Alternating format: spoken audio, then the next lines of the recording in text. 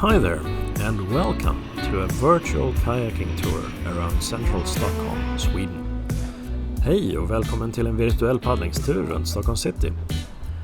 In this special video, you'll have the opportunity to follow along a group of 20 kayakers as we enjoy an organized group kayaking trip around central Stockholm, actually on the likely most paddled waters in all of Sweden.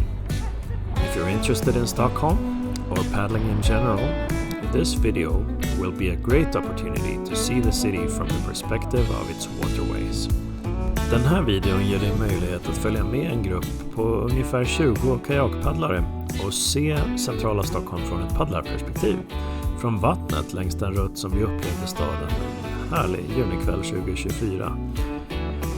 Deltagarna var både svensk och engelskspråkiga, så jag kommer att berätta om turen på engelska i videon, men också lägga in svensk text. Since the group included both Swedish and English speakers, this video, as a memory for the participants, but also perhaps of interest to others, will be narrated in English, while also including text summaries in Swedish.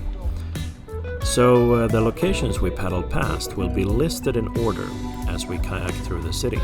So if you're looking to go paddling in central Stockholm and you're not already familiar with all the areas, you might want to do this with your own kayak or with a rental kayak perhaps.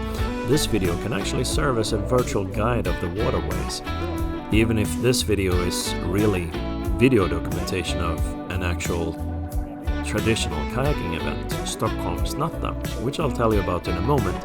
This seems like a nice opportunity to let the video footage be even more useful for paddlers that might be interested in paddling in Stockholm. Maybe you'll even join us for next year's event. Or, if you're based further away, it might be interesting to see the Swedish capital from the kayak perspective. The voice you hear in this video will be that of myself, Patrik Vorio.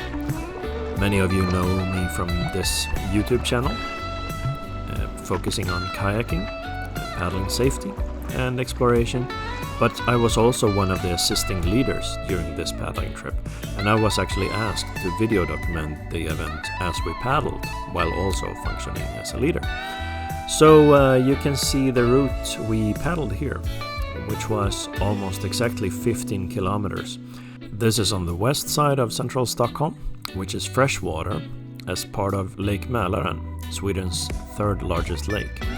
The east side of Stockholm is actually seawater as part of the Baltic Sea, and in Stockholm you'll find most paddlers on the west side of the city.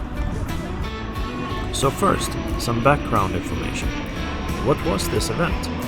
Well, this evening paddling trip, starting at 6 p.m. and ending around 10:30 p.m., is an annual kayaking event that has been organized for many years by Friluftsfrämjandet Norrviken, a local branch of the Swedish Outdoor Association.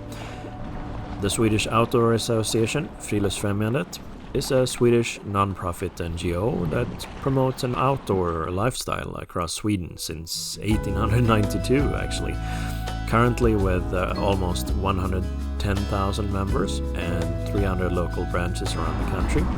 So a lot of activities, not just kayaking, but many different outdoor activities are organized all the time. Stockholmsnatta. This event is an opportunity for paddlers with varying experience to get together and explore the city. And on this evening, this year's paddle, June 10th, 2024, had Lars Sundström as the organizing main leader for the event. And actually, a lot of our leaders from Friluftsfrämjandet Norrviken were with us. There was cause for concern actually during the afternoon leading up to this event, because there was a lot of thunder and heavy rain. But once the paddling trip started, thankfully that had stopped. We still had quite a bit of wind against us though, and it was rather cold as an unwelcome contrast to some otherwise warm weeks. But soon the wind calmed down and the paddling trip got warmer, and that allowed us a great evening on the water. So now on to the paddling trip around Stockholm and these locations. I'll be commenting a bit on the paddle waters and how you can experience these when kayaking in Stockholm as we go along. If you rent a kayak on the west side of central Stockholm, All of these locations will be accessible to you during a half-day trip, many of them even when renting during a few hours. So anyway, after that open water passage, we now have the island of Långholmen to the left. There used to be a prison here, and now it's a hotel where you can actually sleep in a prison cell. And on the right is the island of Reimersholme. This is Långholmskanalen, and these passages here are definitely extremely paddled by rental kayaks and kayakers from clubs and kayakers in general in summer. So we often call this the kayak highway, and in front of us here is kind of an intersection where you often have a huge amount of kayaks meeting up if different groups are happening to be there. In front of us there was Pålsundet, which we'll get back to on the way back, but now we're actually heading south. It's worth noting that some of the major kayak rentals are close by here, on Långholmen, which we just passed, and in nearby Gröndal. So if you're interested in renting a kayak, just Google kayak rental Stockholm. So Reimersholme to the left here in picture, because I'm looking back at our incoming group here, is actually a beautiful place to walk as well. It's a little bit off to the side, so many people don't really visit, but it's highly recommended actually for a short walk around the island. And now we're paddling south with the large island of Södermalm to the left. Reimersholm is still here to the right, and in front of us is Liljeholmen. So Södermalm, which is left of us right now, is the defining major island south of Stockholm central city. It's actually part of the central city, but it's its own island, and that's something that we're going to paddle along here as we turn east now. And we have up to the left Hornstull, which is kind of an area with a lot of nightlife.